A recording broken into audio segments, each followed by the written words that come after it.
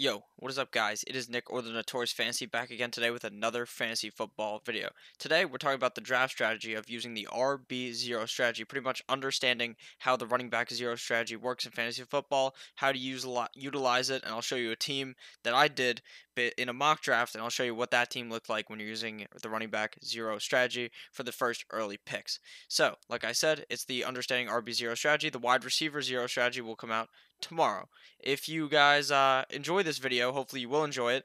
But if you haven't subscribed already and you end up enjoying the video, please go down below and click that subscribe button. It would really mean a lot to me. I'm going to help you guys dominate your draft, dominate during the regular season, and dominate the postseason via a bunch of videos every single day to help you win. So let's get into the video.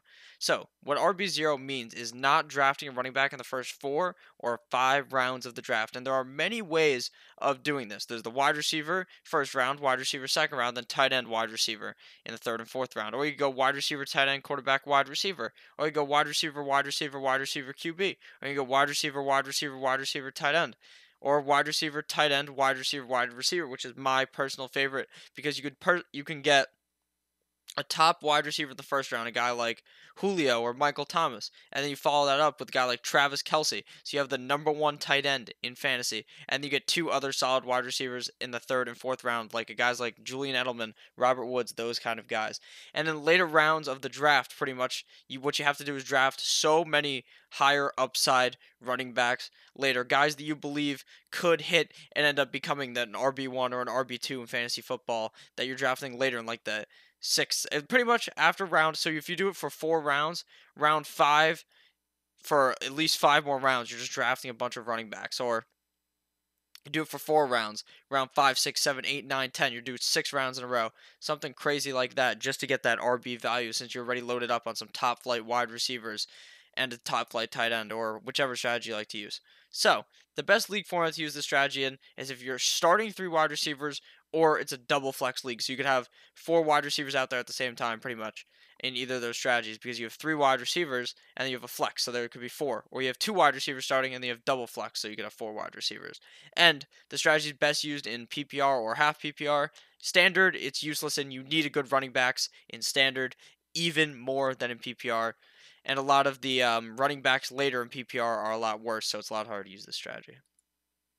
The best draft spot to use this strategy in is at the end of the round, which that means is in like an 8-team league, round pick 6, 7, or 8. In a 10-team league, pick 7, 8, 9, or 10. In a 12-team league, pick 9, 10, 11, or 12. In a 14-team league, 11, 12, 13, or 14.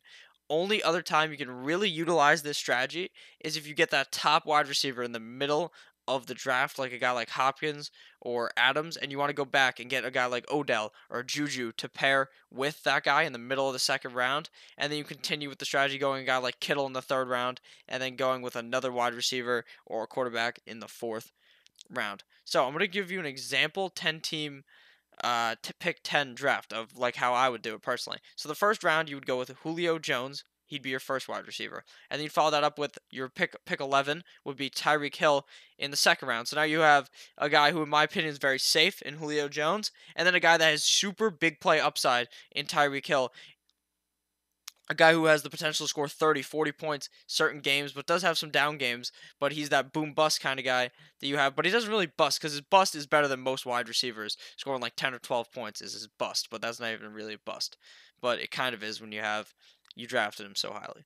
As our flex, then you would go with your third wide receiver, and that would be Stephon Diggs. And then in the fourth round, you would go with a tight end. A guy like George Kittle or Zach Ertz typically could fall there if that's the strategy you wanted to go with. And then at the running back, we would start off with David Montgomery in the fifth round. That is kind of something that may be able to change. Now, right now, I'm recording this video on 8:10 in the middle of the night, so David Montgomery's ADP may rise to the third round after he scored that touchdown. So you'd have to replace him with a guy like James White in the fifth round. And then in the sixth round, you'd go to Chris Carson, a guy like Chris Carson, James White, all those type of running backs that are middle round running backs that I like. And then in the seventh round, you would go with your quarterback, Matt Ryan. Now, normally I wouldn't go quarterback that early, but to fill out the roster, that's what we would do. In a 12-team league, pretty similar to this. In an 8-team league, your team's going to look even crazier at the wide receiver position if you do that. So the verdict of this is going to be that the strategy really only works if there is value at the wide receiver positions the other position is great. So say the tight end value is amazing in the third round, or the quarterback value is amazing early in the draft, but the quarterback value, you kind of got to take that out because the quarterback value is great late. The strategy really does only work though if the running backs fall to you later, and a lot of people are going heavy on running backs, and a guy like Devontae Adams somehow falls to the end of the first round, or a guy like Adams falls to the end of the first round. You're getting a great wide receiver there, and the value just keeps presenting itself. Like the running backs you don't really want to draft are there, so you just go wide receiver. That's, in my opinion, how it works. Running backs, in my opinion, are definitely needed to win, so avoiding them early could prove fatal if you don't hit on those late round running backs. And like I said, a lot of these guys you're going lottery ticket picks. A guy like Devin Singletary late in the draft may be a guy that you have to start certain weeks because of this strategy, and he's a guy that could end up being the running back one on Buffalo, stuff like that. And then some strategies involve going quarterback early, and in my opinion, I'm personally against doing that because I think the quarterback depth in fantasy football is super deep this year. You can get guys super late in the draft that you could start every single week and will probably, or just stream the position completely and say go week 1 you go with a guy like say Josh Allen, then week 2 you drop him, you go with Lamar Jackson, then week 3 you drop him, you go with Andy Dalton in a good matchup. Stuff like that is pretty easy to do, so drafting quarterback highly, in my opinion, does not necessarily work. So thank you guys all for watching this video. If you have any questions about this strategy, leave it down below in the comments. I will answer you. If you want me to do a mock draft like this, I can do that also, so that you can get a good view of how the whole draft goes, not just the first 7 rounds. If you guys really did end up enjoying, like I said, please go down below and click that subscribe button. It would really mean a lot to me. I'm going to help you dominate your draft, dominate the regular season, dominate the postseason, and kiss that juicy fantasy football championship trophy. So thank you guys all for watching. Like I said, I hope you have a great goddamn day, and I'll see you guys later at 5:15 EST with yet another fantasy football mock draft. So goodbye, guys. Like I said, I love you all. Hopefully we have hit 300 subscribers pretty soon. It really means a lot, all this growth that I'm getting on my channel. So thank you guys all.